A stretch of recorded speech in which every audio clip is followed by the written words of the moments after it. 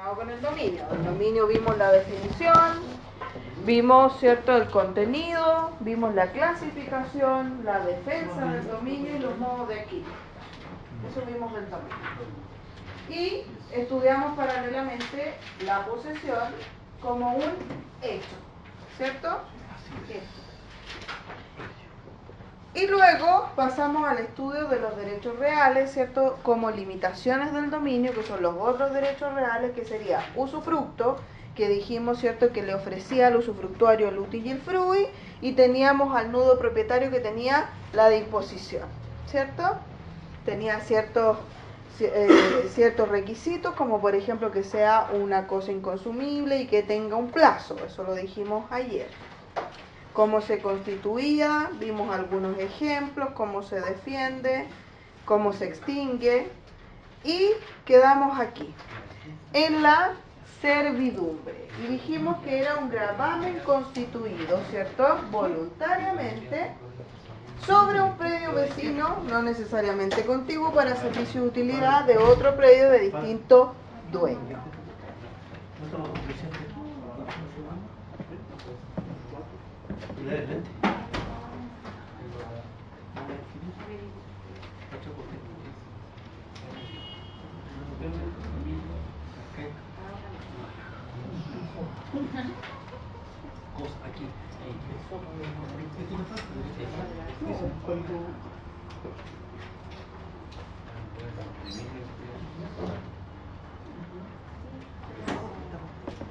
Ya. Entonces,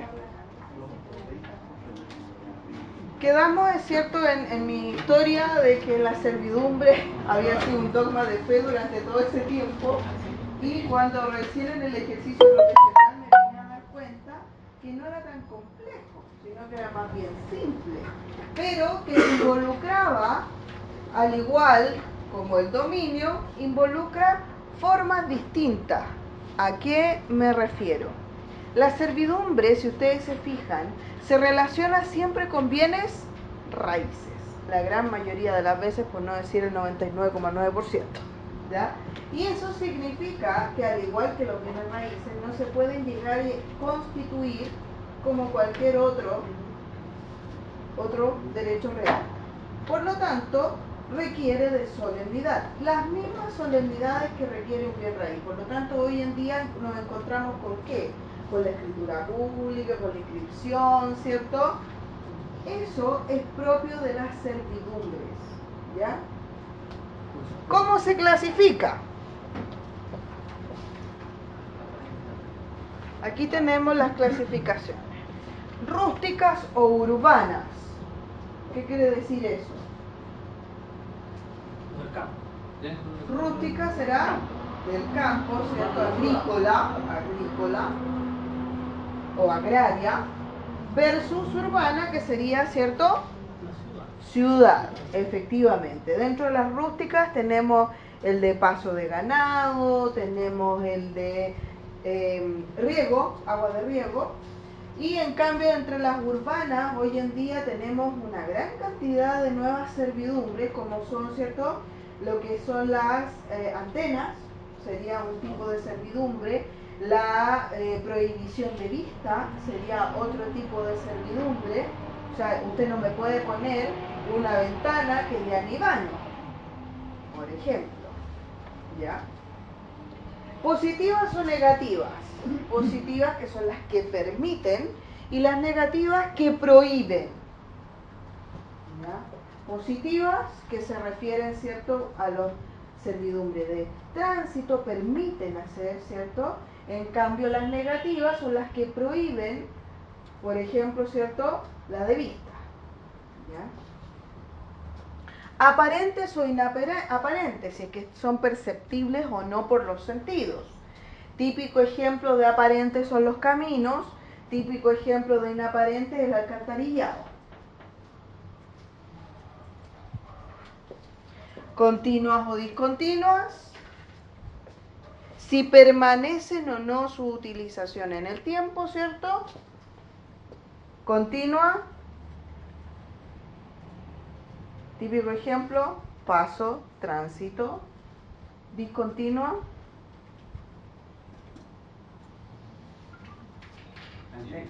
La de riego, por ejemplo. La de riego es discontinua.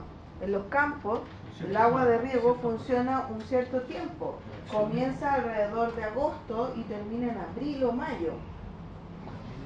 ¿Ya? Es un cierto tiempo solamente. Y por último, ¿de acuerdo a qué? De acuerdo a su utilidad o su uso, ya sea de paso de ganado, de tránsito de agua, de luz, de vista, de no elevar construcción, etc. O sea, hoy en día tenemos una gran cantidad de creaciones frente a la necesidad, ¿cierto?, de la servidumbre.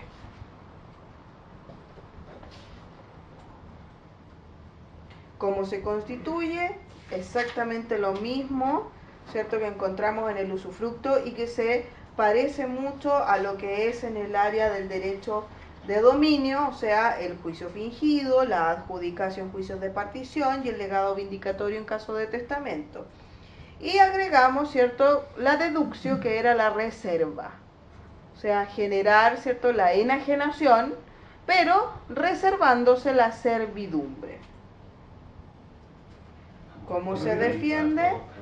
¿Perdón? Sí, rapidito, porque esto no lo voy a preguntar. No, voy a preguntar la definición, por eso me quedé pegada en la definición, pero esto no. Ya. La deducción, que va a ser la reserva. ¿Cómo se defiende? A través de la vindicatio, que va a ser, ¿cierto?, la gran acción por la cual se puede reclamar. ¿Y cómo se extingue? Por destrucción o transformación del predio, ¿cierto?, que imposibilite la servidumbre por confusión y por desuso. 2 años. ¿Por qué 2 años? Porque viene inmueble. Uso o habitación. El uso o la habitación se estudian ahí, uno al lado del otro, paralelamente. ¿Por qué? Porque en realidad en ambos se da, ¿cierto?, el UTI. Generan el UTI para el usuario. ¿Ya? El uso del bien según su destinación natural, sin alterar su sustancia ni su pertenencia al dueño. No agrega el aprovechamiento de los frutos como el usufructo. ¿Ya? Pero la gran diferencia, ¿cierto?, lo vamos a encontrar que el uso se va a dar en los bienes muebles y la habitación se dará en los bienes inmuebles. Esa es la gran diferencia. ¿Y cómo lo vamos a constituir? Exactamente de la misma manera que el usufructo. Exactamente lo mismo, todo lo demás se repite. ¿Cómo se defiende? Por la acción del usufructo, ¿cierto?, pero utilizada en favor solamente del útil. ¿Ya? No tiene mayor diferencia.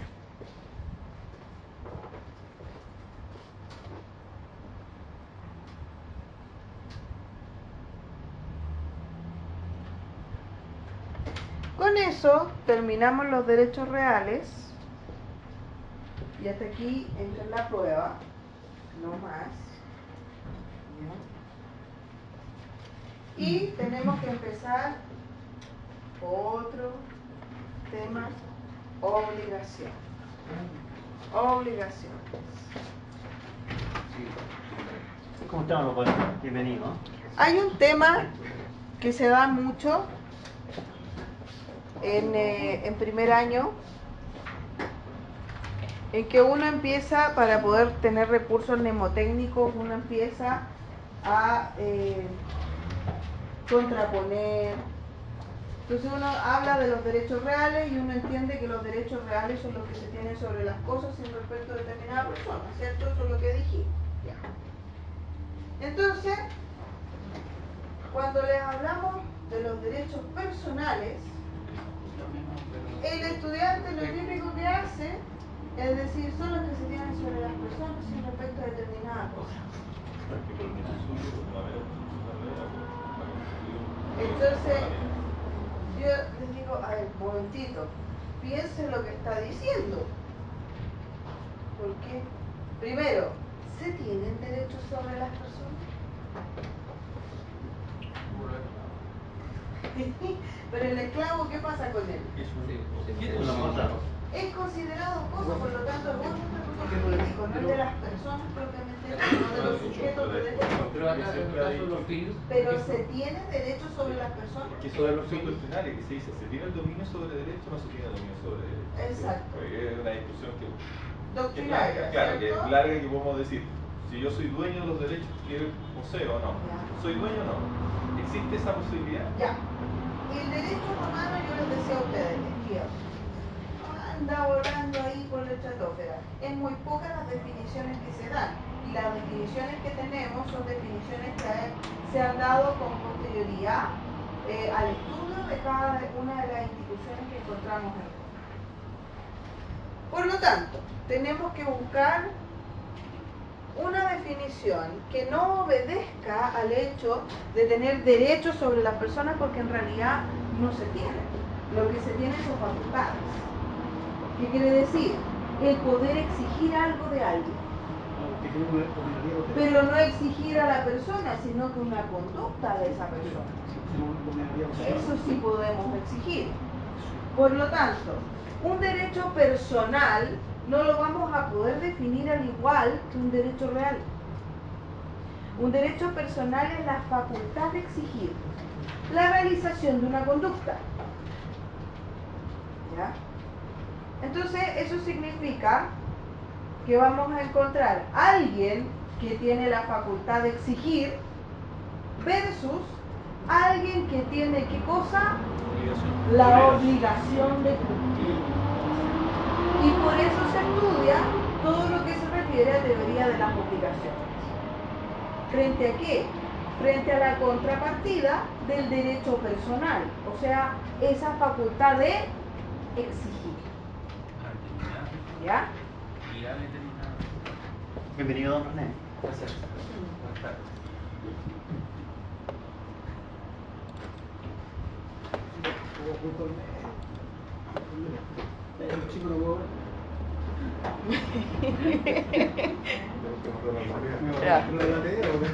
Entonces, hay que asumir, llegó tarde, aunque la que hace bullying soy yo. Ya. ¿Qué tenemos aquí? Esta definición de obligación es muy similar, es prácticamente la misma que tenemos hoy en día, pero que se le sumó la acción personal, que hoy en día no se le agrega, sino que se entiende pertenecer. ¿Ya? No se agrega la definición. Los profesores de civil dicen, no, si no hay que agregárselo, ¿por qué? Porque se entiende pertenecerle. Si tienen el derecho y está la obligación de por medio, significa que existe una acción por la cual reclamar. Pero con los otros dos profes de romano lo agregamos. ¿Por qué? Porque es necesario. No existe el derecho si no existe la acción por la cual reclamar. Así de simple. Entonces, hay pocas cosas que yo pido de memoria. Una es la definición de dominio.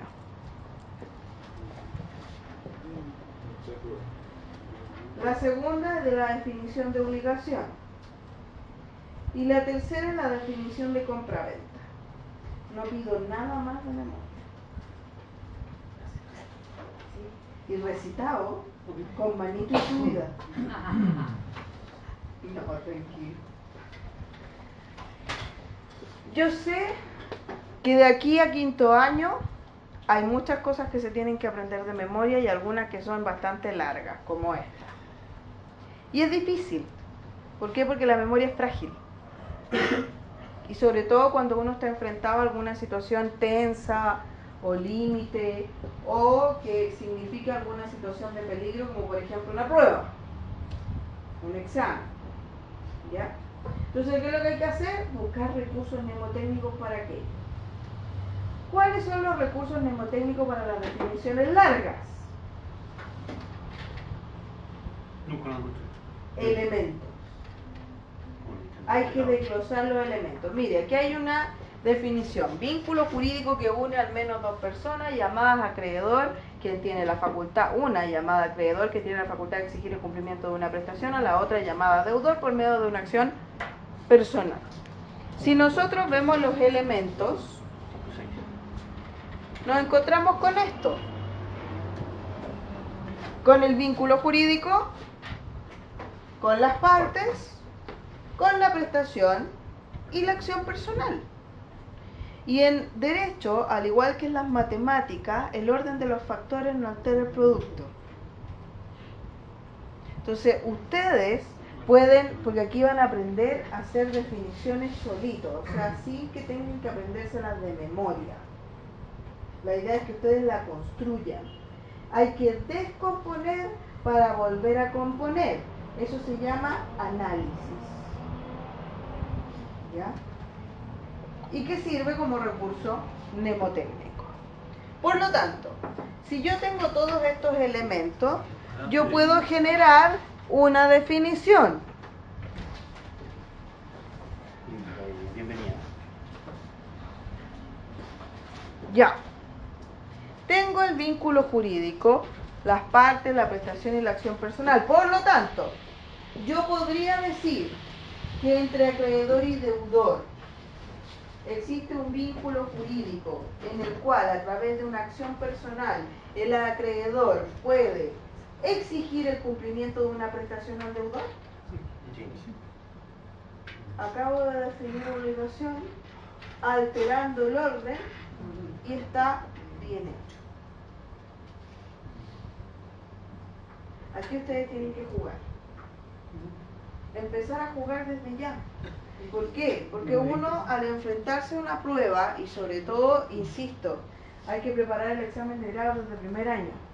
Si a mí me hubieran dicho eso cuando yo empecé a estudiar, otro gallo hubiera cantado, porque me hubiera sentido mucho más segura. Pero hay que preparar el grado desde el primer año, o sea, generando conciencia de cada una de las cosas que uno estudia, entendiendo cada una de las cosas que uno estudia. Y con eso, ustedes egresan, hacen un repaso y son capaces de presentarse al grado. Pero la gran mayoría, ¿cierto?, no lo hicimos, y eso significa que tomar la decisión de dar el examen de grado es un tema. Es un tema. ¿Ya? Entonces, vamos a empezar a jugar con esto, y para jugar vamos a utilizar este esquema. O sea, ya esta es la tercera forma de ver la definición. Vimos una, ¿cierto?, descrita, propiamente tal. Otra a través de los elementos. Y una última a través de un esquema. Esto es un esquema. En donde la obligación, ahí tenemos, es un vínculo jurídico que une a al menos dos personas. Una llamada acreedor, quien tiene la facultad de exigir, ahí le agregué esto, ¿cierto?, facultad de exigir una prestación al deudor por medio de una acción personal. Si ustedes se fijan, acá abajito dice crédito y débito. Se agregó esos dos conceptos. ¿Por qué? Porque son propios de materia de obligación. No sé si ustedes se han fijado cuando llegan a pagar algo en una casa comercial y ustedes pagan con tarjeta, le dicen crédito, débito, y uno se queda como, ¿de compra? Visa. Ay, no sé. Ve usted. Elíjala. Ya, miren. Si ustedes se fijan, crédito está abajito del acreedor. Por lo tanto, crédito es el derecho personal, o sea, la facultad de exigir. Crédito es la facultad de exigir. Por lo tanto, ¿cierto?, la tiene ¿quién? El acreedor. Es él, crédito viene de credere. Es él el que cree en el otro, el que confía en el otro. versus débito, que es la deuda propiamente tal, la prestación que se debe. Por lo tanto, si usted tiene una Visa, Mastercard, American Express, Daimler.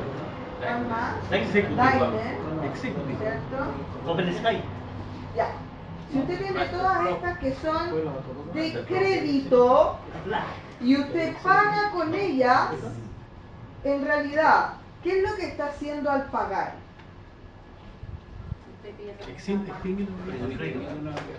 Está generando un crédito. ¿Qué quiere decir?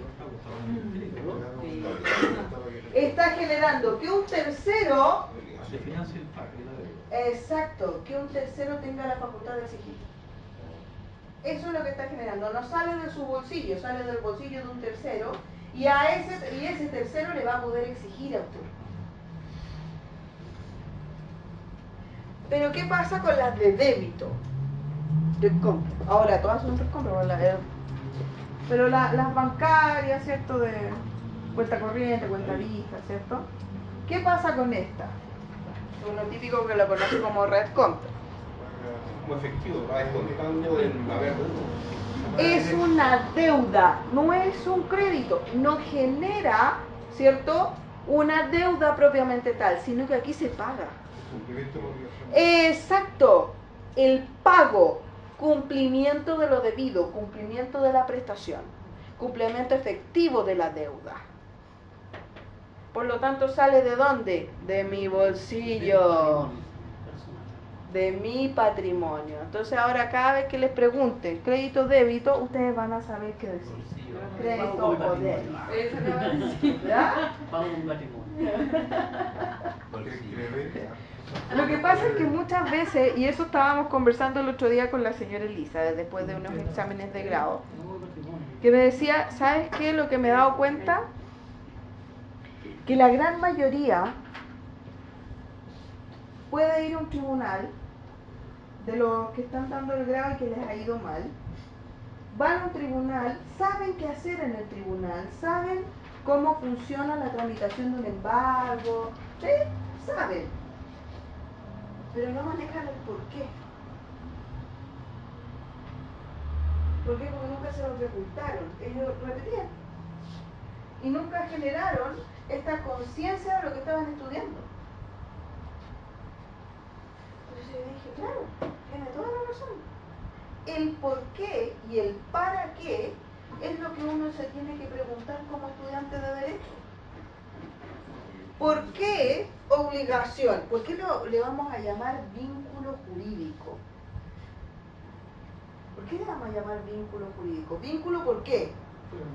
Porque une, ¿cierto? ¿Y jurídico? Porque es exigible. Porque genera efectos jurídicos. Ahora, ¿qué efectos jurídicos? Depende. Hay un acreedor y hay un deudor y hay una prestación. Cabe distinguir. Aquí hablamos de la generalidad, ¿cierto? Acreedor y deudor y de una acción personal. Y la prestación propiamente tal. Ya veremos de qué se trata cada uno de esos elementos. Pero ya tenemos, ¿cierto?, la base. Entonces, si a un estudiante le preguntan lo que es una obligación, la gran mayoría le cuesta decir una definición. Pero si le preguntan, oiga, defina pago.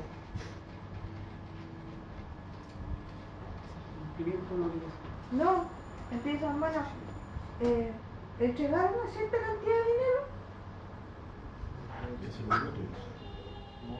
Ya, es que eso sería una forma de pago. Por lo tanto, la práctica sí, se la sabe. Pero en teoría, no es eso. Porque podría ser otra cosa. Yo aquí estoy pagando. Ustedes están pagando aquí. Están pagando la asistencia. Y yo estoy pagando la clase. ¿A quiénes le cobran la clase a usted? ¿A mí? A la universidad. ¿Y en la universidad la que me cobra a mí? Pero yo podría exigir la asistencia como profesora. ¿Sí o no? Podría.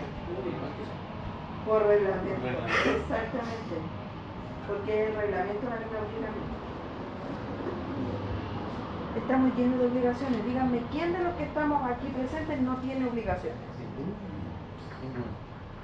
Derechos reales, ahí podríamos estar dudando. Hay más de alguno que no puede no tener algún derecho real. Pero obligaciones, todos tenemos obligaciones. Entonces yo hago esta pregunta siempre en diurno. ¿Quién de los que está aquí presente no tiene obligaciones? La mitad del curso levanta la mano. La mitad del curso.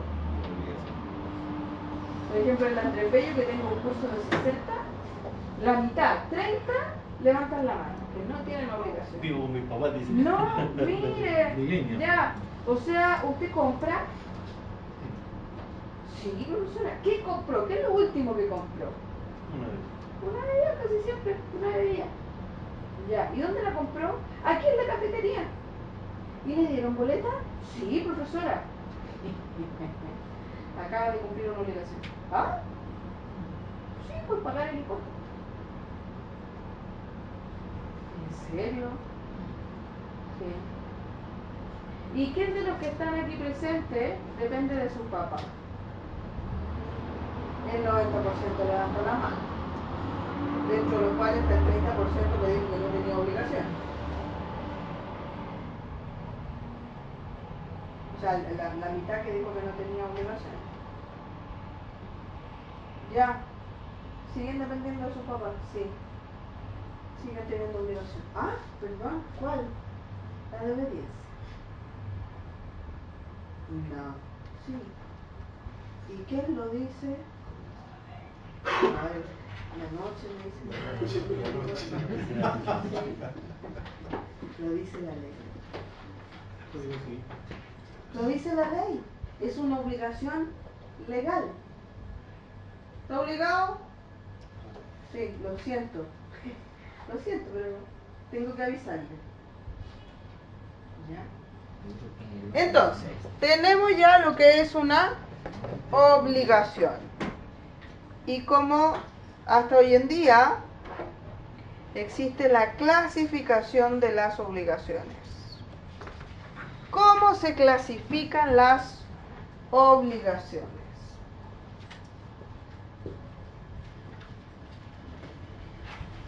Las obligaciones se clasifican, tenemos que buscar hasta hoy en día, insisto, puntos de referencia. No es una clasificación al voleo, ¿ya? O con un paralelo así como así, ¿ya? Que nosotros hablábamos, por ejemplo, en las clasificaciones de las cosas, hablábamos de consumible, no consumible. No, aquí tenemos que buscar puntos de referencia para poder clasificar. Y el primer punto de referencia es netamente romano. Esta clasificación es netamente romana. Las demás son todas, existen hasta hoy en día. Todas, excepto esta. Según su origen, obligaciones civiles, obligaciones pretorias. Ustedes tienen que ser capaces de darme esta clasificación. Vamos que se puede.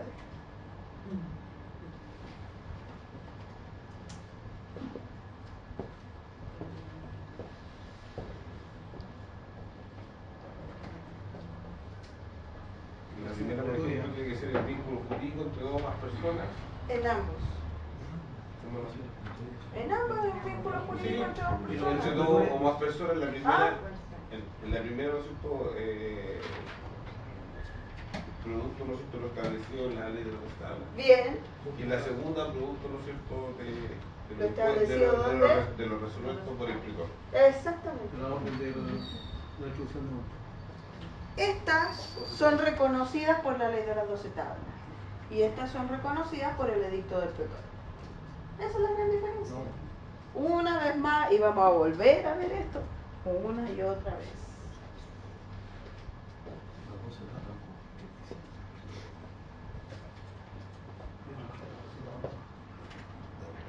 La siguiente clasificación existe hasta hoy en día.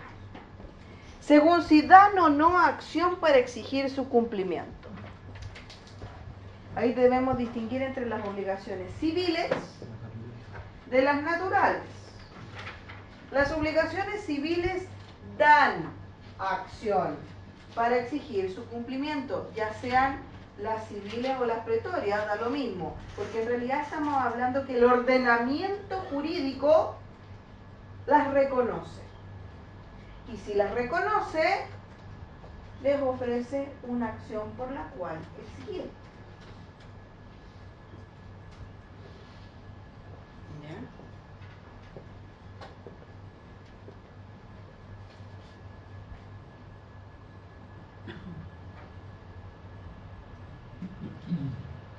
Versus las obligaciones naturales, y de esto se toman los civilistas para decir que la acción no tiene que estar en la definición, por las obligaciones naturales.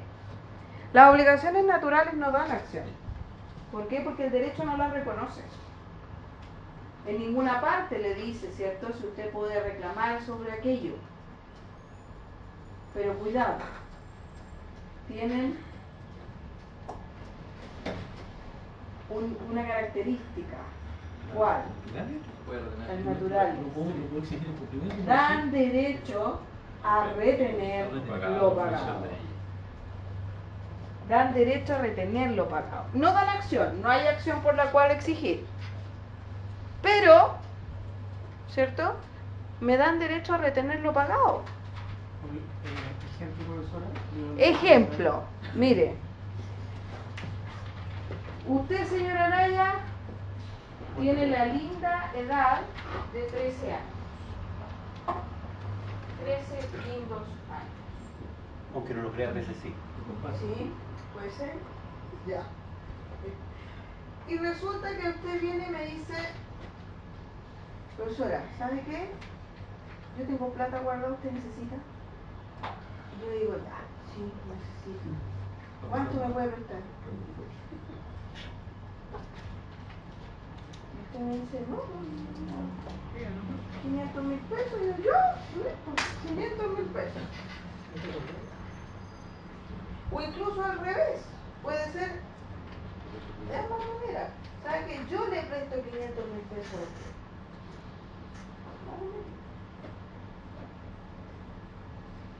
Resulta que o yo no le pago o usted no me paga.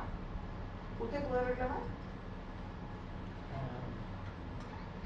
Sí, pero. No.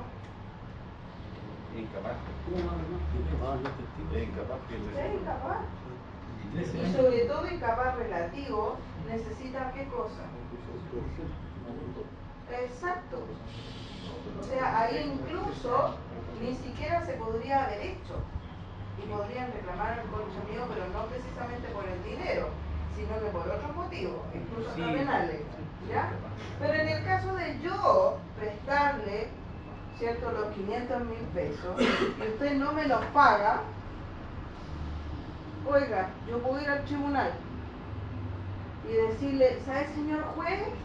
El señor Araya no me quiere devolver los 500.000 pesos. ¿Quién es el señor Araya?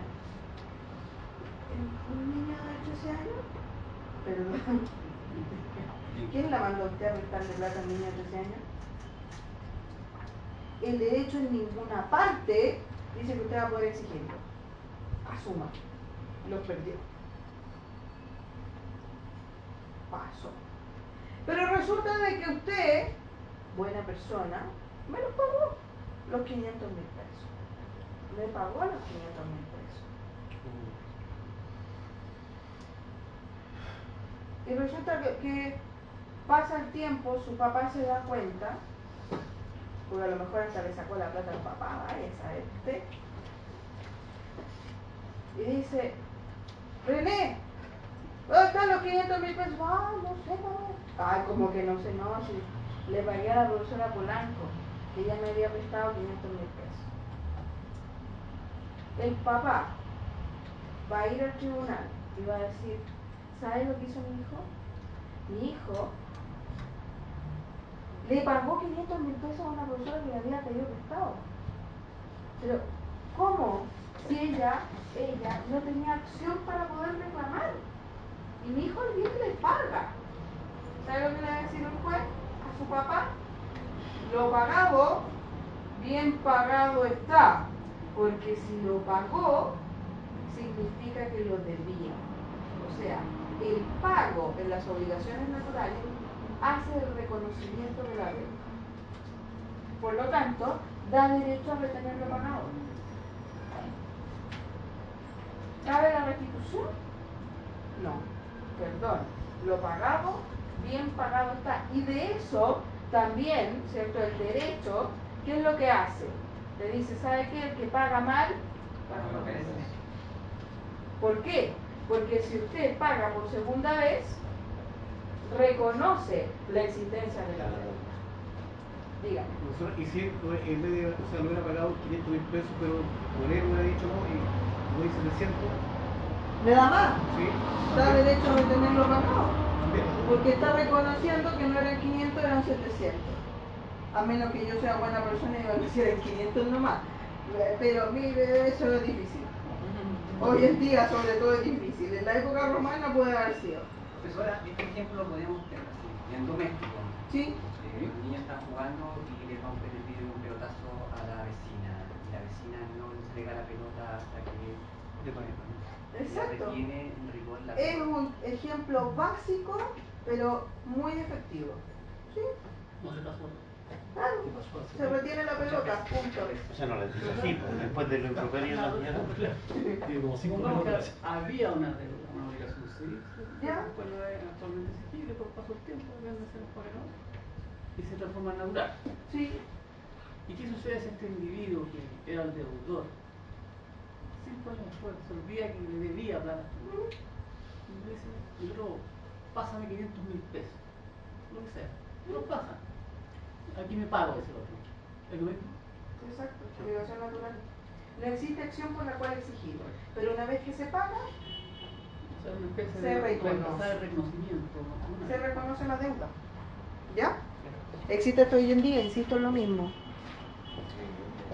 Pero si no Sí. pasan los bancos. Pero se llama reconocimiento de deuda. Los bancos están Clasificación siguiente, según la determinación de la prestación. Hoy en día tenemos obligación de dar, hacer o no hacer, pero en Roma hablamos de dar, hacer o prestar, dare, facere o praestare. ¿Qué significa esto? Vamos de menos a más. Vamos de menos a más. En obligaciones de dar, ¿qué es dar? Entregar. Una cosa. A cambio de otra.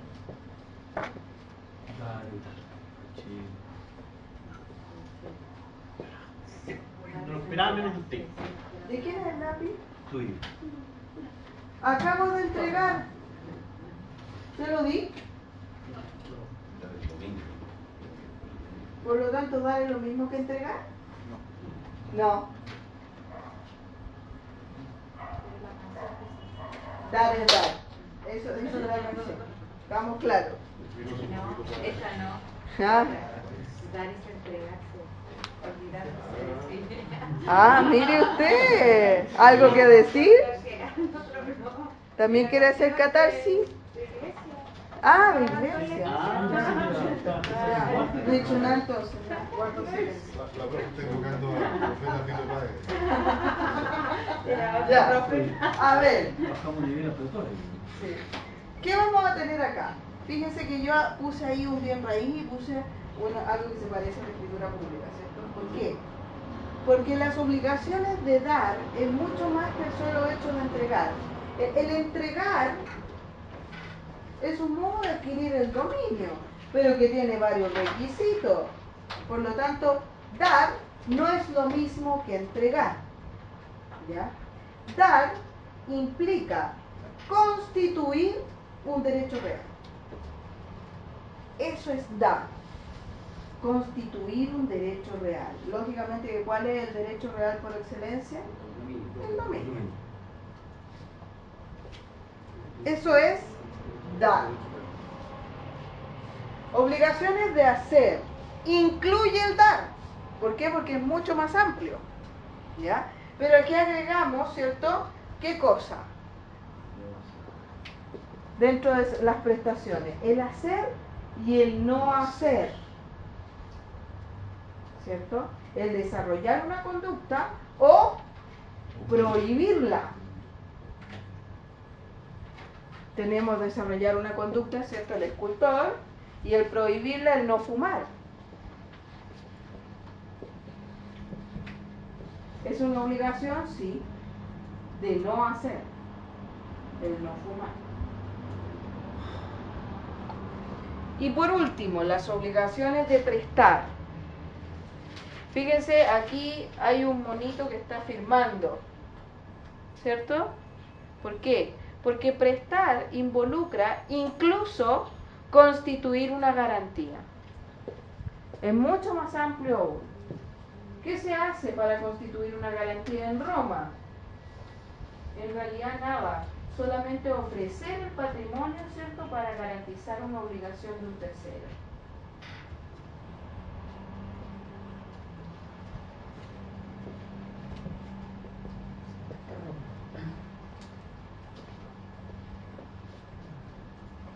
¿Estamos? Para garantizar. La obligación de un tercero. Y aquí lo conocen. Profesora, perdón, Sí. la obligación de prestar cabe a la prestación de servicios, por ejemplo. Prestación de servicio lo vamos a encontrar en hacer. Sí.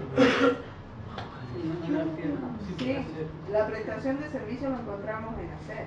Prestar involucra generar una garantía. Ya, o sea, está solo limitado. El codeudor solidario, ese sería, ¿cierto?, una obligación de prestar. ¿Ya? ¿Y estos los conocen? Es el Nemo. Ahí está. Le presento a Nemo. Ah, a mí, chuta. Ahí está. Ahí está. Es el Nemo. ¿En qué lo habíamos estudiado? Específica. Ya, clasificación arcaica de las cosas entre genérica o específica, en donde yo les dije, oiga, si no es tanta la parafernalia, hoy, pero que importante es, en materia de clasificación de cosas en realidad uno no le encuentra la importancia. ¿Por qué? Porque Nemo es un pez, así que da lo mismo si es que yo digo un peso, digo Nemo. ¿Dónde nosotros vamos a encontrar la diferencia? Yo les dije, en materia de obligaciones. ¿Por qué? Porque debemos distinguir en obligaciones de especie o cuerpo cierto en donde el objeto está determinado hasta por su más especial característica, versus las obligaciones de género en donde el objeto está determinado por, valga la redundancia, su género, especie, número, peso, medida. Lo importante de la determinación, ¿cierto?, del objeto es la consecuencia jurídica que involucra el hecho de la determinación. ¿A qué me refiero? A que si es una obligación de especie o cuerpo cierto, ¿qué pasa si hay pérdida del objeto? Si Nemo se muere, se extingue la obligación. En cambio, ¿qué pasa si hay pérdida del objeto en materia de obligaciones de género? Oiga, dijimos cuál, no. ¿Qué pasó? Nada. Nos dejó. Ah, ya. Fue a buscar a Doris. Se perdió Nemo. Claro. Entonces nos encontramos con que tienen efectos distintos. Y ahí es donde radica la importancia de la especificación del objeto. ¿Estamos claros? Ya. Según el número de objetos que se deben, aquí nos enfrentamos a las excepciones. ¿Por qué? Porque en realidad la regla general es que se deba a un solo objeto y se conozca ese objeto. Y que cumpliendo, ¿cierto?, con la entrega del objeto, se extingue la obligación. Esa es la regla general. Pero aquí nos vamos a encontrar con excepciones. Obligaciones facultativas, alternativas o deambulatorias. ¿Ya? En las obligaciones facultativas, si ustedes se fijan, lo que se debe es un solo objeto. Un solo objeto. El computador. Que está allá, de los antiguos, miren. Ven, el computador. Eso es lo que se debe. Un solo objeto. Pero el acreedor faculta, o sea, le permite al deudor pagar con algo distinto, extinguiendo la obligación inicial. ¿Ya? Le permite, ¿cierto?, pagar con algo distinto.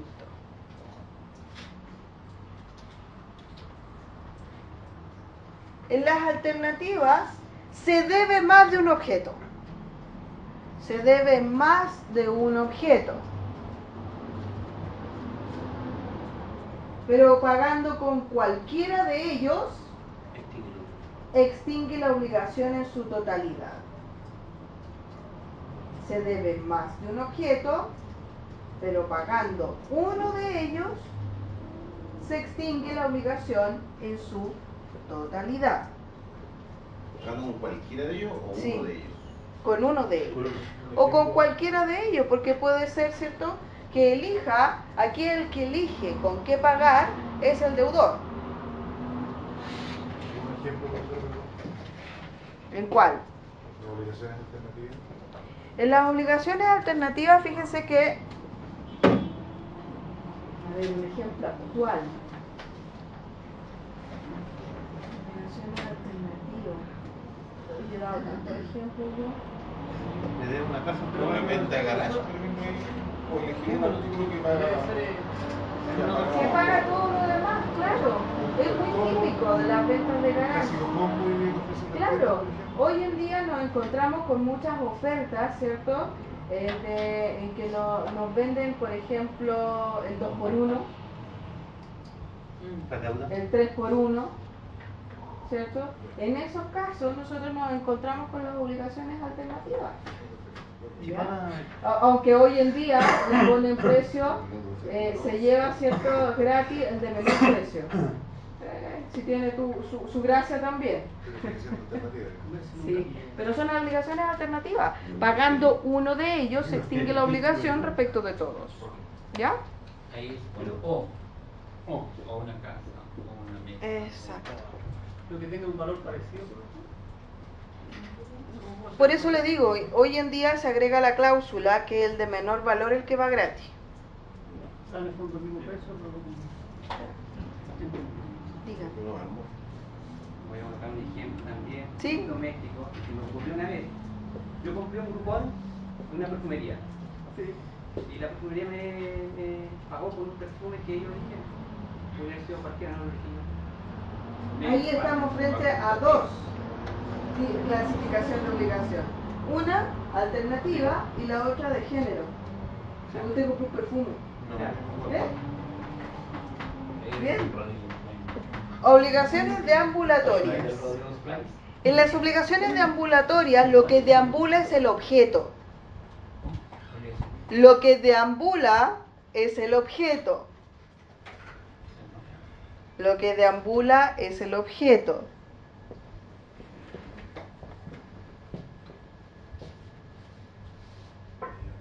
Y será el sujeto pasivo. Y será el sujeto pasivo quien tenga la aprehensión física del bien. Quien tenga la aprehensión física del bien.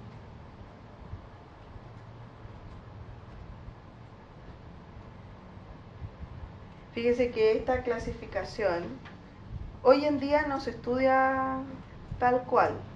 Existe, sí, pero no se estudia tal cual. Pero sirve de base para varias instituciones, como por ejemplo la prenda, la hipoteca. Persigue el bien. ¿Quién va a ser el deudor? El que tenga. ¿Ya?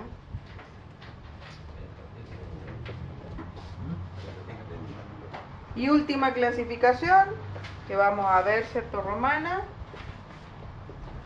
Según el número de sujetos que componen cada parte. según el número de sujetos que componen cada parte. Ahí debemos distinguir entre unilaterales, un acreedor, un deudor. ¿Tenemos problemas ahí? Ninguno. Sabemos quién paga, a quién se le paga, a quién se le cobra.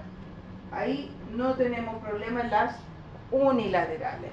Donde se nos genera el problema, el conflicto, en las multilaterales o multipersonales, también se llaman, se conocen como multi o plurilaterales o pluripersonales también, se conocen con todos esos nombres. ¿Por qué? Porque ahí cabe distinguir. Ahí cabe distinguir. ¿Qué es lo que tenemos que distinguir para resolver el problema? Primero, no vamos a distinguir el número de personas en cada lado, sino que vamos a distinguir el objeto. ¿Por qué? Porque si el objeto es divisible, como por ejemplo el dinero es completamente divisible, se nos termina el problema. ¿Qué hacemos? Cuota. Incluso a prorrata de su cuota, no necesariamente por partes iguales. Claro. Y solucionamos el problema. Puede ser un gran número por un lado, un gran número por el otro, pero si ponemos cuota, se soluciona el problema en aquellos, ¿cierto?, que son de objeto divisible. Pero si el objeto es indivisible, por ejemplo, un caballo, que yo no lo quiero ni para charqui ni para cazuela, y resulta que los que me deben el caballo son los 4 de allá del fondo. Están identificados, me deben un caballo. Y yo me debo un caballo. Me deben un caballo. Insisto, no lo quiero ni para charque ni para cazuela. Lo necesito para arar.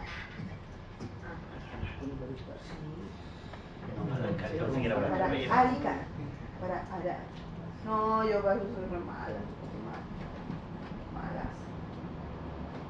Pero para trabajar en la tierra, maldad sea.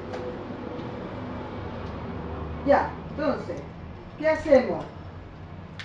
¿A quién le cobro? A cualquiera de los 4. ¿Quién me paga? ¿Cuánto me paga? No, oiga, ni se le ocurra entregarme la parte de atrás solita. Lo necesito completito el caballo. O sea, si yo tengo el caballo, lo pago yo y yo le puedo pagar a ella después. Ya. Las obligaciones plurilaterales o multilaterales o pluripersonales o multipersonales, como quieran decirle ustedes, de objeto indivisible, el acreedor, si es uno o varios, ¿cierto?, puede exigir ¿cuánto? La totalidad a cualquiera de los deudores. La totalidad. El tema de los reembolsos ya es problema de ustedes. No es problema entre acreedor y deudor. Si estamos entre acreedor y deudor, el acreedor tiene la facultad de exigir la totalidad a cualquiera. ¿Estamos? Así se soluciona. Y además, agregamos aquí una ficción legal, la solidaridad. ¿Ya? Ustedes dirán, bueno, me está hablando de objeto y me sale con la solidaridad. Las obligaciones solidarias, preguntado en examen de grado, prácticamente el 90% de los exámenes de grado salen las obligaciones solidarias ahí, son aquellas en que el objeto es divisible, es completamente divisible, pero la voluntad de las partes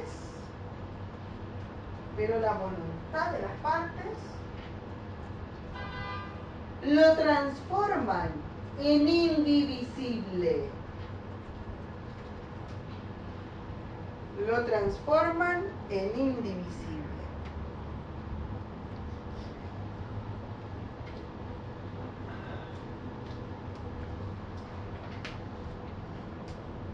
Ahora, para poder explicarla, cabe distinguir entre la solidaridad activa, pasiva o mixta.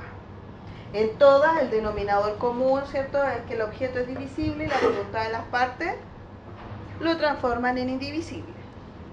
Pero debemos distinguir, ¿cierto?, las activas. ¿Quién es el actor en las obligaciones? ¿Quién es el que tiene acción? El acreedor. Por lo tanto, las activas va a ser varios acreedores frente a un deudor. Varios acreedores frente a un solo deudor. Oiga, cualquiera de ellos, de estos acreedores, tiene la facultad de exigir ¿qué cosa?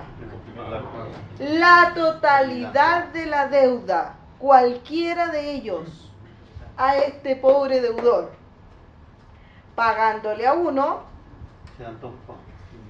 se extingue la obligación respecto de todos. Hoy en día es muy común, aunque ustedes no lo crean. ¿Sí? Les doy un ejemplo. Cencosud. Ustedes le deben Almacenes París, Jumbo, Johnson, Easy. Claro, y resulta que le pagan a uno solo la cuota y se extingue respecto de todos. Walmart funciona igual, ¿no? Sodimac, Falabella, todo. Los holding hoy en día, su forma de actuar en materia de obligaciones a través de la solidaridad y de la solidaridad activa. ¿Ya? Pagándole a uno de ellos se extingue respecto de todo. Usted va a la caja del ICI, oiga, pago la cuota y tiene que ir a pagar a Almacenes París. No, Pero esa cuota corresponde a lo que yo compré. claro. Sí, está bien. Pero usted compró en Almacenes París y fue a pagar al ICI. Va a ser un holding. Claro. Y se ve cuando usted debe, por ejemplo, a una tienda y pasa a judicial que otra empresa externa, ¿Sí? ahí le tiran el... Además, y ahí viene Cencosud, pero antes es Almacenes París, es Jumbo. Es una sola casa con varias ventanas. Los holdings funcionan así. Ya. Pasivas. ¿Quién es el sujeto pasivo? El deudor, el que no tiene acción, sino que tiene la obligación, el cumplimiento de la prestación. Por lo tanto, nos vamos a encontrar con un acreedor versus varios deudores. Este primero, este de acá, el activo, ¿qué les parece? ¿Será bueno o malo? Es una opinión. Yo lo encuentro bien mal. Claro, porque imagínense, todos estos pobres cristianos a la siga de este, o sea, un solo patrimonio, si este no tiene con qué pagar, ¿qué pasó con todos ellos? Perdieron como en la guerra. Nada que hacer. Hay un solo patrimonio que perseguir. Y este pobre está lleno de acreedores. Ya, aquí tenemos un acreedor frente a varios deudores. Solidaridad pasiva, en donde un acreedor, uno solo, tiene la facultad de exigir la totalidad de la deuda a cualquiera de los deudores. Pagándole a uno, se extingue la obligación en su totalidad. Y aquí me voy a detener un segundo. Aunque no creo que sea tan necesario, pero igual me voy a detener. Es más necesario con los diurnos que siempre hacen problemas en este caso. Tengan cuidado, por favor, con lo que firman. Porque hoy en día, en prácticamente todos los bancos, todas las casas comerciales y cualquier institución a la cual ustedes les deben, lo que piden es solidaridad pasiva. Pero cuidado con los bancos más que nada. ¿Por qué? Porque le presentan un lindo contrato donde aparece aval. ¿Y cuál es la diferencia entre el aval y el codeudor solidario? En que el aval tiene la posibilidad de decir, le van a cobrar el acreedor, y el aval le puede decir, oiga, ¿le cobró al deudor principal? No. Vaya con él. Si es que él no tiene, yo me hago cargo. Pero resulta que si usted va donde un codeudor solidario, ese codeudor solidario no tiene ninguna opción. Es pagar o pagar. Oiga, vaya, no, pues si usted es deudor, pues. ¿Dónde está el problema? Que la gran mayoría en ese contrato dice aval arriba y más abajo tiene una cláusula que dice que se mirarán como codeudores solidarios. Listo, cambió de inmediato de aval a codeudor solidario. Y usted dirá, bueno, ¿y qué importa? Tiene importancia. Eso está goteando. Sí, pero puede Ya. intentar no basura ahí. Ah, ya. Ah, ya. Tengo calculado. Está bien. ¿Cuál es el meollo del asunto aquí? Que si ustedes son codeudores solidarios en el ámbito bancario, significa que la figura de codeudor solidario no va a aparecer. Va a aparecer la figura de deudor principal. Y eso significa que si ustedes firmaron por un préstamo por 30 palos, que se quería comprar, no sé, un departamento usado, ya chiquitito, 30 palos, es barato, pero bueno, dejémoslo en 30. Ya. Resulta de que se compró ese departamento, esa persona, y ustedes que fueron los codeudores solidarios, pasó un año incluso, y ustedes dicen, oh, vamos a comprar mi autito, voy a ir a pedir un préstamo. Y el banco le dice, perdón, pero usted no es sujeto de crédito. ¿Ah? Si yo no tengo deuda, sí. Usted aparece con una deuda de 25 millones. No, yo nunca le dio plata. Sí, lo pidió con tal fecha y ahí... Alumbra todo, ¿no? Aunque esté pagando. Recuerda de la mamá, ¿no? Aunque esté pagando. Aunque esté pagando, solamente que en el sistema ya está figurando Sí. con una... Le figura Es un indirecto. a su patrimonio. Y eso es por la Porque Le capacidad, afecta su porque lo estoy crédito. pagando. y eso es por la capacidad financiera. O sea, mi capacidad financiera. Le afecta totalmente. su patrimonio, su crédito. El credere, el que crean en usted. A menos ¿Por que- qué? a menos Porque es que- imposible que usted pueda pagar un crédito de 25 y además le sumamos un auto por 12 palos. ¡Imposible! A menos que una capacidad de pago que tenga. Eh, Eso hay que Si cambiar. tiene capacidad de Llega a 7 pago, millones de metros fantástico. Pero esto yo siempre se los digo a los chiquillos del diurno, porque la gran mayoría cae en esto. Y en lo otro que caen es que me dicen, porque ahora ni siquiera les piden alguna evidencia de patrimonio, sino que les abren las tarjetas de crédito, cuentas bancarias, ¿sí? Entonces les llega, estos vienen y llegan y compran el Wii, que yo me vine a enterar en clase lo que era un Wii, porque no tenía idea.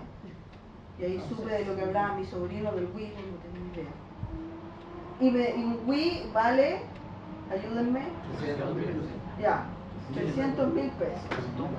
Y que le dicen, no, pero oiga, mire, sáquelo, no sé, pues, a 20 cuotas. Usted paga la nada. Claro, paga la nada. Pero resulta que les llega la cuenta que dice pago mínimo. Y a ellos se les ilumina. Pero no, es impresionante. Y dice, oh, tengo más plata para el mes y pagar lo mínimo. Y resulta que no se dan cuenta que al pagar lo mínimo solamente amortizan lo que son los intereses, pero ¿qué pasa con el capital? Sigue generando intereses para el mes siguiente, por lo tanto, en el mes siguiente tienen que pagar el capital del mes anterior, el capital del mes siguiente, los intereses del mes siguiente y más de algún interés que le generó el capital anterior. El interés del financiamiento del Gente se arruina con eso. pago mínimo. Y resulta que pasaron 5 meses y ya no son capaces de pagar la deuda. Entonces me dice la profesora que me llegó una citación. ¿Qué citación? Esta. Llegan con la cartita. Esa está diciendo, de cobranza. Vaya. No, profesora, sin embargo, no le van a cobrar. Vaya. ¿Por qué? Porque si lo están llamando es porque usted reparte la deuda, para que demuestre qué cosa, que tiene voluntad de pago. Más intereses. Y eso lo vamos a estudiar cuando estudiemos la mora. ¿Ya? Y eso significa, ¿cierto?, que ustedes van a poder pagar la deuda o sencillamente si no pueden pagar la deuda pueden también llegar a algún acuerdo de restituir el bien. Hay varias cosas que se pueden hacer para poder generar el pago. El problema es que la gran mayoría no va. No va. Pasa el tiempo y llega La casa de los papás. juicio ejecutivo, la casa de los papás. Entonces llega el profesor embargo, tercer día, lo primero, ¿cierto? Y lo segundo, oiga, que embarguen. ¿Qué tiene usted? El Wii. Que se lleven el Wii. ¿Tiene algo más? Sí, una guitarra. Bueno, déjeme la guitarra. Pero, profesora, voy a quedar sin el Wii. Oiga. Que no lo pagamos. Entonces, esas cosas, aunque parezcan tan básicas o tan simples, son cosas que uno tiene que explicar y que el derecho tiene toda una regulación para aquello. ¿Ya? El derecho está en todo, en absolutamente todo. Entonces me dicen, no, no puede ser. Sí, sí puede ser, porque usted con el solo hecho de nacer genera, ¿qué cosa? Toda una regulación. Derecho y obligación. Por lo tanto, ¿cierto? Está en todo. Usted se va a subir al metro, tiene que pagar regulación, contrato, prestación de servicio. Así de simple. Llega a tu universidad, contrato. Pero lógico. Tiene que ir al colegio. Está en absolutamente todo. ¿Ya? Por último, y lógicamente que este sí que es bueno, imagínense, ese acreedor tiene varios acreedores, varios patrimonios en quien hacer efectiva la deuda. Por lo tanto, la solidaridad pasiva es una garantía personal de las obligaciones. Es una garantía personal de las obligaciones. Dígame. No, una duda. Si yo soy el acreedor en las pasivas, quiero cobrarle a todos. Le cobro A uno. A uno solo, ¿no? A Podría uno. cobrar Sí, con uno. Todos son deudores principales. Que tengan patrimonio suficiente. Todos tienen derecho. Como la comunidad. Lo que yo haría exactamente es eso, lo que dice Daniel. Yo miraría cuál es el que tiene el patrimonio suficiente y a ese le cobro. Claro. Ahora, llegar a un acuerdo, ya no estaríamos frente a las obligaciones solidarias. Ahí se genera otra situación. Ahí nos iríamos, ¿cierto?, a los objetos divisibles. Claro. Exacto. Diga. Con respecto a lo mismo, si el acepto no le cuidado a los bancos de firma, también lo tiene igual, ¿no? Sí. Pero también uno puede usar esto a favor de una ejercicio de opción. Ejemplo, existe una persona jurídica donde los socios le piden un préstamo a uno de los socios. La persona jurídica. Me pasan el dinero, lo contabilizan, lo dejan en el pasivo, ¿cierto? La empresa, el problema, y se olvidan de pagar en el tiempo. Una sociedad anónima va a ser algo, una dos cosas. Posteriormente, ese socio, un poco acongojado la deuda que no les pagaba, les pide un reconocimiento de deuda porque les pasó además sin ningún mundo. O sea, en la junta de accionistas o directorio de la empresa, él le exige y los socios dicen sí, debemos, como empresa. Pero se les olvida y además facultan al mismo socio de poder generar pagaré y hacer todas las cosas. Pero se les olvida en la junta de directorio o accionista de directorio incluir una cláusula, ¿cierto? De solidaridad. De solidaridad. Eso es muy frecuente que un abogado no lo haga. ¿Qué sucede? El hombre les quiere cobrar y la empresa no tiene nada de patrimonio porque, bueno, acción paulina es otra cosa, pero no tiene nada. ¿A quién le cobra? Pero con la solidaridad no. A todos los socios, con todos los problemas. Es un punto a favor, uno puede... Sí, es un punto a favor, pero siempre existe la forma de cobrar. Sí, no sé, pero a veces es más fácil. Sí, se hace más difícil, estamos de acuerdo. Se hace más difícil porque hay que empezar con las deudas personales y es un poquito un terremoto, ¿cierto? Jurídico, pero se puede. Pero es una forma Sí, sí, interesante. Un plus. No de tantas ideas, pues.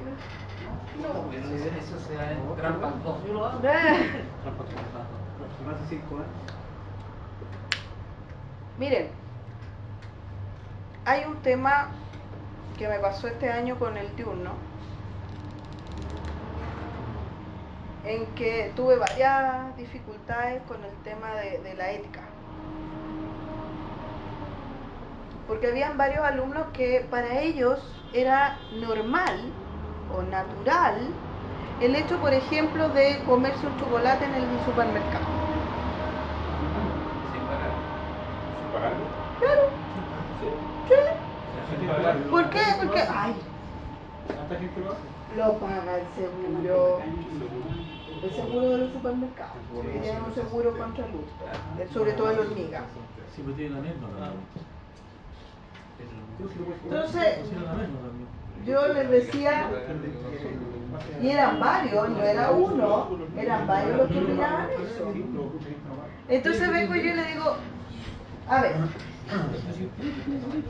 hagamos lo siguiente. Supongamos que a una empresa constructora tiene un seguro contra los ocupas. ¿Y eso significa que usted se va a ir a vivir a cualquier vivienda de los que tiene la constructora? No, pues, profe, ¿no está entendiendo usted? A ver, porque todos lo hacen. Ustedes también lo van a hacer. O sea, si es común que yo me tire, eso me decía mi Welly, si todos se tiran por la ventana, ¿tú también te vas a tirar? Entonces, me dicen, pero profesor, a ver, jóvenes, ustedes están estudiando Derecho. Significa que están estudiando para ser abogados. Y abogado, según la ley, es un auxiliar de la justicia. Y la justicia, según los romanos, era dar a cada cual lo suyo. El arte de lo justo, dar a cada cual lo suyo. Ese chocolate que está en ese supermercado, si usted no lo ha pagado, es suyo. No. ¿Y por qué lo toma?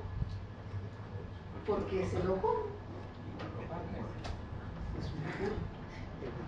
Es que no lo había pensado así. Pero es lógico. Si no hay una sanción frente a eso, o la sanción es muy leve, y en realidad no hay sanción por el valor, ¿cierto?, del importe propiamente tal del chocolate, eso significa que usted puede cometer el delito o la falta. Significa que si no está sancionado matar, ¿usted va a matar? ¿Qué cosa? significa que no está sancionado hurtar. Usted va a hurtar porque entonces yo no hurto. Es que no lo habíamos pensado así, pero es que tiene que pensarlo. ¿Por qué? Porque usted va a ser abogado y eso significa que usted va a representar la justicia. ¿Y cómo usted va a representar la justicia si usted hurta? Profesora, es que lo está diciendo así como muy fuerte. Es que es fuerte. Lo que ustedes me están diciendo es grave. Porque eso significa que cada cosa que ustedes hagan no la van a pensar, no van a hacerlo en conciencia, sino que van a hacerlo ¿para qué? Para su conveniencia. Y resulta que ustedes van a jugar ¿con qué? Con el patrimonio ajeno y van a jugar con la libertad ajena. Y me dijeron, ya, pero así, sí. Les doy un ejemplo. El médico. Si el médico se equivoca o toma una decisión sin conciencia, ¿qué le pasa al paciente? Se muere, ¿cierto? Y muchos dicen, ¡ay, pasó mejor vida! Está mejor ahora. Ya. ¿Qué pasa si usted, como abogado, se manda un condoro? O sea, realiza una conducta sin conciencia o sin conocimiento o sin ética. ¿Qué es lo que le pasa a ese cliente? Pierde la libertad y pierde el patrimonio y sigue viviendo. Perdón, eso es muerte en vida. Estar sin libertad y sin patrimonio, ese es un zombie. Entonces me dicen, o sea, es peor. Exactamente. Es mucha más la responsabilidad que tiene ese abogado. Pero por favor, están jugando con la vida de una persona, ni siquiera con la vida y la muerte, con la vida de esa persona. Eso significa que cada cosa que ustedes hagan no la tienen que mirar por su conveniencia, tienen que hacerla según qué, según lo que determine la ley y lo que opere a la justicia y la ética. Porque si no, los resultados, les digo de inmediato, son catastróficos. Y de ahí en adelante, nunca más hablaron algo parecido. Nunca más. Y molestaban a uno, que era el que más idea le da de estar ahí como una colita y tal, por ahí. Y a ese lo molestan y ahora funcionan, pero un 7. Esta discusión fue a principios del segundo semestre. Terminamos el segundo semestre, les hice preguntas sobre la ética, de qué harían en tal caso, y me contestaron de buena manera. Pero fue un tema, sinceramente, que tuve que hablarle bien, más que golpeado, sino que lo más gráfico posible. Claro, ¿por qué? Porque seguramente los temas éticos y los temas morales son más bien de casa, de lo que a mí me enseñaron en mi casa, de que lo ajeno no se toca. Pero lógico.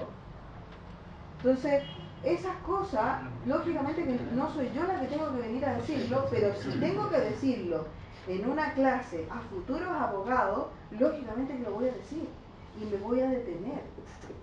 Porque si no, nos encontramos con este tipo de situaciones. Profesora, como dice usted, estamos acá, estamos absolutamente de acuerdo.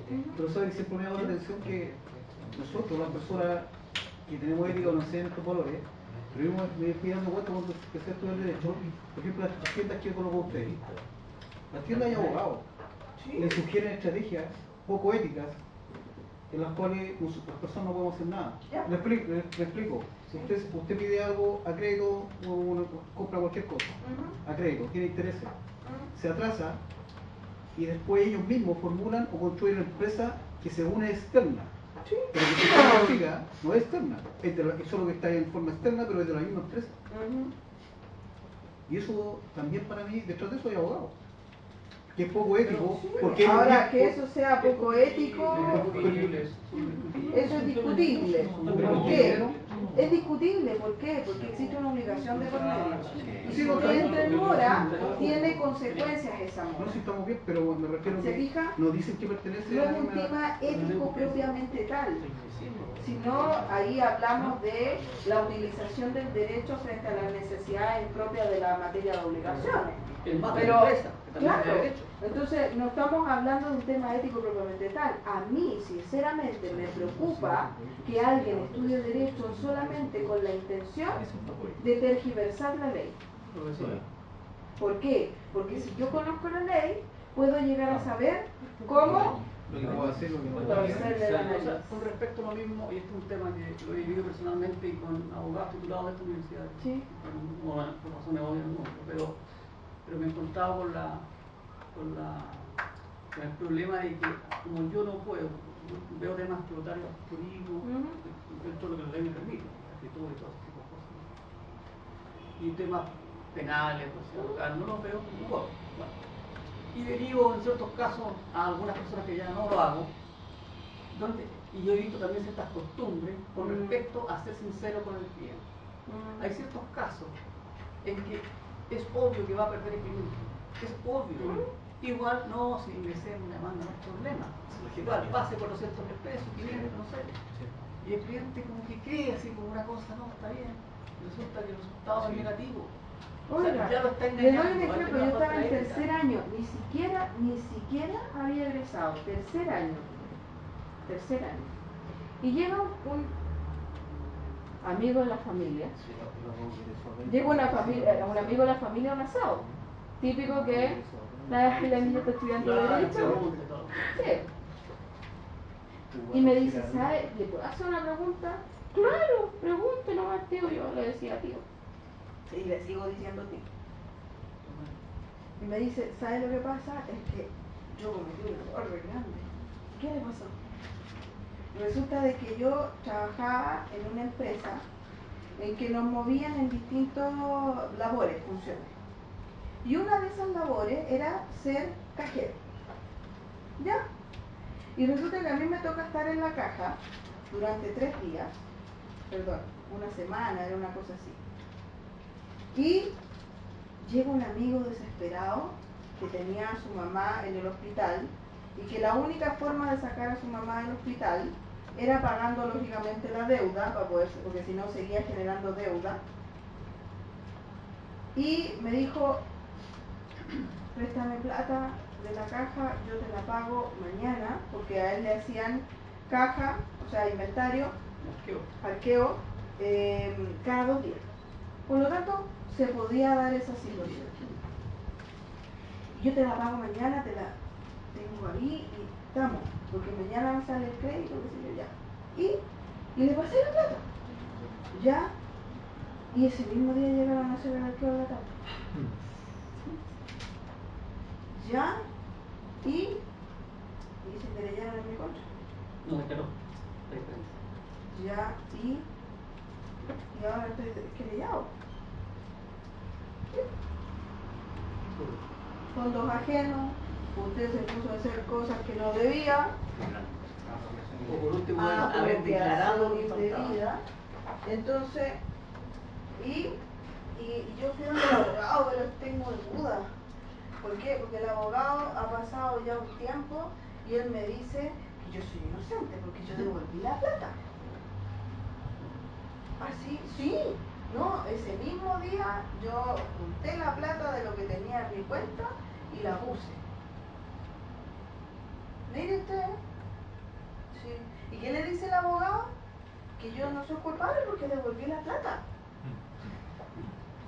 Entonces vengo y yo digo, usted se me va a enojar, tío, le dije yo, pero yo le voy a decir lo que le va a pasar. ¿Qué? Condena. ¿Qué?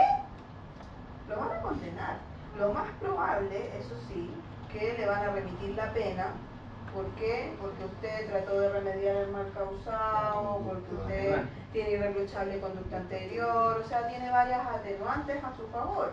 Por lo tanto, le dije yo, a usted le van a remitir la pena. Lo más probable, incluso le di, estaba justo estudiando teoría de la pena en esa época, entonces le di incluso hasta cuánto le iban a dar. No, usted está mal, hija, se enojó, se fue. no supimos más de él, hasta que vuelve a contarme que estaba condenado. Estoy condenado, me quitaron mis derechos políticos, pero me remitieron la pena como dijo usted, hija. Pero ¿cómo supo usted? Fácil. Usted mismo me dijo que había devuelto la plata. Si usted devuelve la plata, o sea, restituye, significa que la sacó. Por lo tanto, la tipificación está completa. ¿Cuál sacó la plata? Así es. ¿La plata no era suya? No. ¿Usted sacó la plata? Sí. Y usted lo asevera. ¿Por qué? Porque dice la devolví. Profesora, salvedad. Por lo tanto, ¿usted está condenado? Sí, porque eso era lo que correspondía. Pero si declara que falta dinero, no. ¿Qué está declarando? ¿Cómo se lo perdió? No se sabe. Pero Claro, pero él, ¿qué es lo que dijo? No, si yo la devuelvo. La repongo más rato. Claro, incluso la devolvió. Con eso, ¿qué es lo que dijo? La saqué. Claro, obvio. Reconozco. Por lo tanto, lo único que le quedaba al tribunal era condenar. Entonces me dijo, hija, ¿por qué no le hice caso? Porque no le hubiera pagado tanto a ese abogado. ¿Por qué? Porque hay abogados que funcionan así, al filo de la época. Usted estaba cuando el compañero de 6 años que había estudiado Derecho ya en otra universidad, y ocupaba una oficina de la universidad para atender a los clientes y los estafaban. No tenía idea. Sí, fue compañero sí, y le quitaron, hicieron la demanda por estafa. ¿Y de qué estamos hablando? No me acuerdo de Don Gastón Sáez. Yo lo conocí porque yo cuando íbamos saliendo, cuando nosotros íbamos saliendo, Ya, el problema es que nosotros ahí no pero podemos hacer nada. la generación que íbamos saliendo, él estaba, pero ya había sido egresado a nuestra universidad y volvió a estar acá, dio el examen de grado, que nos tiene unos 48 años. Ya. Y traía hasta gente humilde y una oficina arriba que en ese tiempo tenía un sillón, pero usaba su unidad y ahí lo ocupaba. Ahí estafaba la gente. Y yo sí no me había sido egresado por segunda vez. ¿Ah? Oiga, No, parece por uno eso que le tenía el digo, pelo blanco. si está en mí decirle a ese estudiante, oiga, esto no se hace por una razón bien simple. No, pero uno comprende que Porque egresó y volvió a somos avisar y dio el examen. auxiliares de la justicia. Representamos a la justicia en Chile. Diga. Profesor, a propósito de lo mismo, lo que pasa es que el tema de la ética es bien complejo, Sí. guardando las proporciones obviamente, por favor, que no se vaya a malinterpretar. La gran discusión hoy día, particularmente los sectores más vulnerables, es cómo diablos se genera o se logra que los cabros chicos se motiven o se incentiven finalmente a finalizar sus estudios y no miren hacia el lado y vean la realidad con la que están lidiando. Sí. Porque obviamente a esos niños hoy día les resulta mucho más simple y fácil irse por el camino rápido. Prueba de eso, por ejemplo, que el otro día conversaba con alguien precisamente de la Fiscalía Sur y me planteaba que la gran discusión que se está dando hoy día ya ni siquiera es con los redes de tráfico, narcotráfico, es de los soldados. O sea, los que se están matando hoy día en las esquinas son los soldados para poder recibir lo que ahí y el grueso de esos niños no supera los 15 años. Ahora, ¿por qué hago esa introducción? Porque en el paro de abogados pasa un poquitito lo mismo. Desafortunadamente. Sí, hay de todo en la viña del Señor. Lo que decía mi compañero recién. O sea, uno de verdad se escandaliza porque detrás de estos grandes fraudes de los bancos, de las casas comerciales, hay abogados. Pero es que va por el lado, mi estimado, va por el lado de la educación. Y no estoy hablando de la instrucción. Yo voy a otra cosa. Yo voy a la ética. Yo creo que es súper relevante, que así como usted lo hace a título individual y no me cae la menor duda que como institución también, reforzar el concepto de la ética duro, porque además, dos temas. Primero, en el gremio de los abogados no se da la lógica a propósito del ejemplo que da usted del médico. Porque si usted me pone en esa situación disyuntiva y me dice, ¿qué le pasa a un médico, qué le pasa a un abogado? Yo lo más probable es que le diga, muy suelto de cuerpo, al médico no le va a pasar nada. Porque la protección en el gremio de los médicos es brutal. O sea, ¿cuántos juicios finalmente terminan corroborando la negligencia médica? Son marginales. Porque jamás un médico va a tirar a partir otro médico.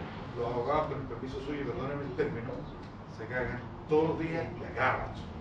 Primero. Y segundo, también tiene que ver con la fuerza del gremio, o sea, en términos de que efectivamente se vayan generando sanciones respecto a aquellos que tienen. Es que hoy en día el colegio de abogados cada vez va perdiendo más poder.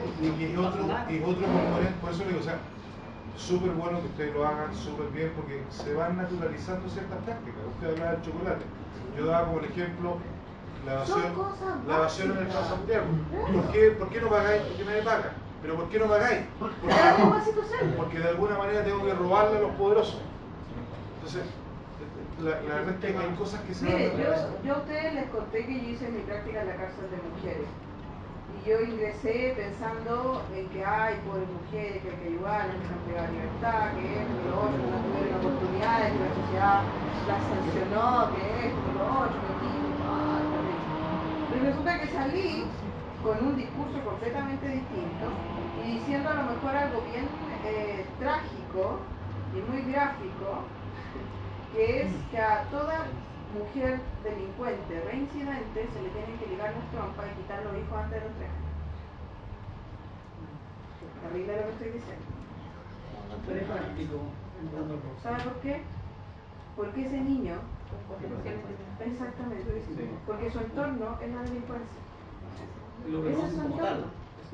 Eso es lo que conoce y es lo normal para él. Por lo tanto, ¿con qué nos vamos a encontrar? Con que ese niño robar en un supermercado es normal.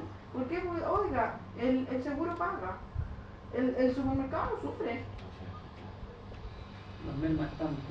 Entonces, no es un tema, no es un tema jurídico, sino que es un tema de educación. Es un tema de llegar al punto de decir cuál es el entorno de ese niño y qué oportunidades tiene en la vida. Todos tenemos oportunidades, todos. Incluso la que está, ¿cierto?, privada de libertad, también tiene oportunidades. Pero hay que ver cuál es el resultado de esas oportunidades. ¿Por qué?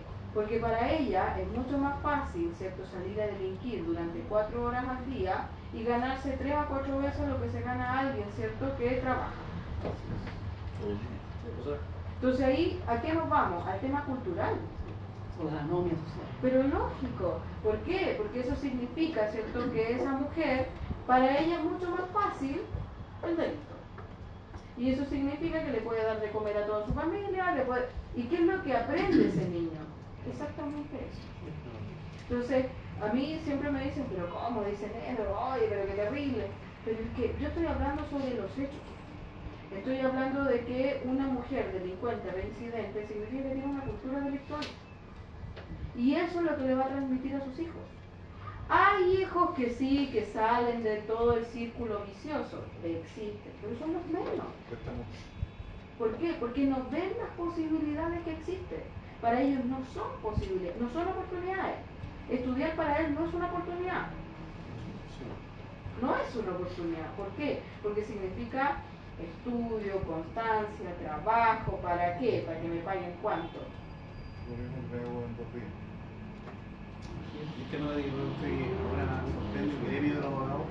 ¿Cuántos abogados fácilmente se va por el camino de aprender traficante? Y todos tienen derecho a defensa, pero ahora antes la pensaba. Lo que les decía, hacerse un buen nombre, uno se demora años. Tener ese buen nombre, así. Una pequeña historia de la universidad. Bueno, usted sabe que yo soy retornado y estaba en el 21 años. Nosotros estábamos en 5º año, teníamos un grupo, ya éramos como los que habíamos quedado, éramos como 10 los que quedábamos del primero. Sí. Y entre muchos se anexaron, algunos que quedaron del segundo, Sí, se va ahí todos juntos. Claro, hasta que llegamos al 5º año, que nos tocaba ética.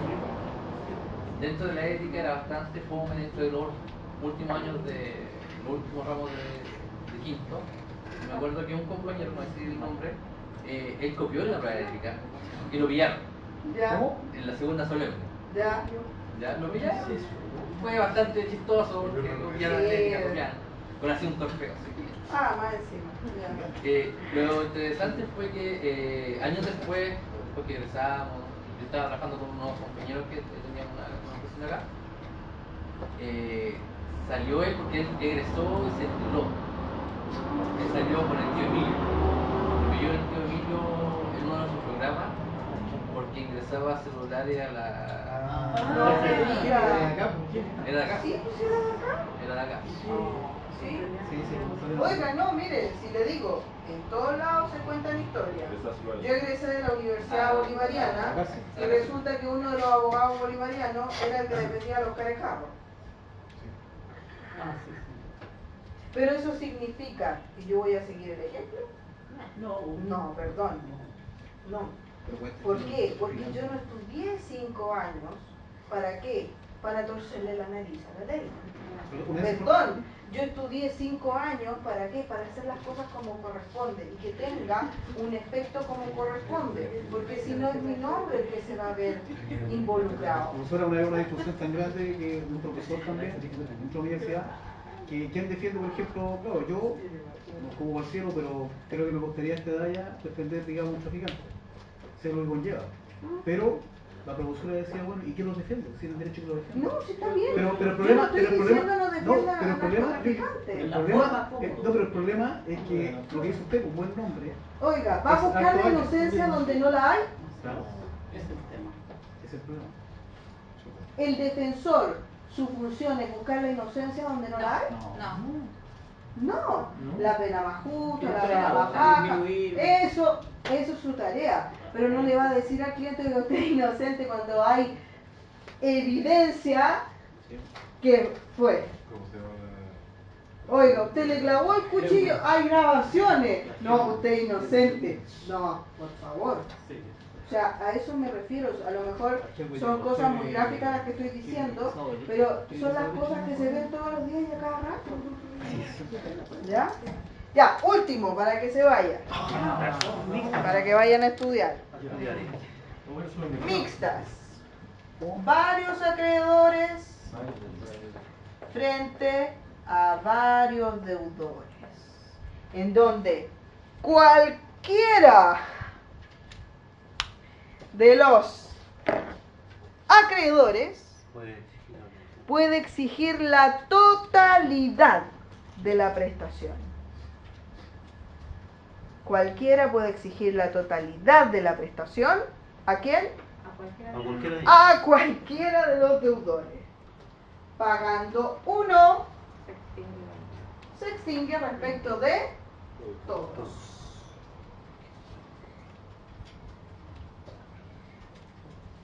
Resulta que esta forma no era muy bien vista por los romanos. ¿Por qué? Porque daba para el abuso. Imagínense ustedes si este le paga a este y no da aviso. Y paga a este, le viene y le paga a este otro. El que paga mal daba para el abuso. No era muy bien visto. Pero hoy en día es muy común. Con los holding funcionan a través de la solidaridad mixta, la gran mayoría de las veces. Entre ellos. ¿Ya? Todas estas figuras, estas nuevas figuras que son en realidad un conjunto de actos jurídicos que ya conocemos, ¿cierto? Entre compraventas, sociedades, una serie de contratos que van juntando y generan una nueva forma, ¿cierto?, empresarial. Pero ahora no están así. ¿Ah? Las tributarias no están así. No, no están así. Ahí hay regulación especial. Sí.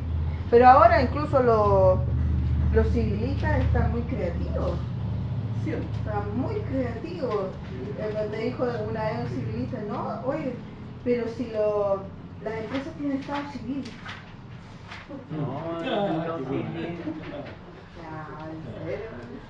Sí, como las fusiones de empresa, las reuniones de empresa, filiación, o sea, hay filiales, hay... Eso digo, están muy creativos los civilistas hoy en día. Yo puedo escuchar, pero ahora que crea eso es otra cosa, pero yo escucho y aprendo. No, yo no soy civilista. Con suerte algo de romanista, me falta mucho para ser romanista, pero algo de romanista tengo. ¿Ya? Bien, jóvenes, nos vemos mañana a las 7. Ya, yo empiezo a las 7 aquí en esta sala Por favor, es público. Ni se les ocurra ponerse de acuerdo en chat de a uno. ¿Ya? ¿Verdad? No. No, público. Y, insisto, son temas. Tenemos personas, familia y derechos reales. ¿Ya? Y son temas generales de conversación. Ustedes vieron en Historia del Derecho que me interesa conversar, más que me hablen y como, repitan como loro, me da lo mismo. Me interesa que entiendan la institución. Eso me interesa. ¿Estamos? Ya, nos vemos. A estudiar.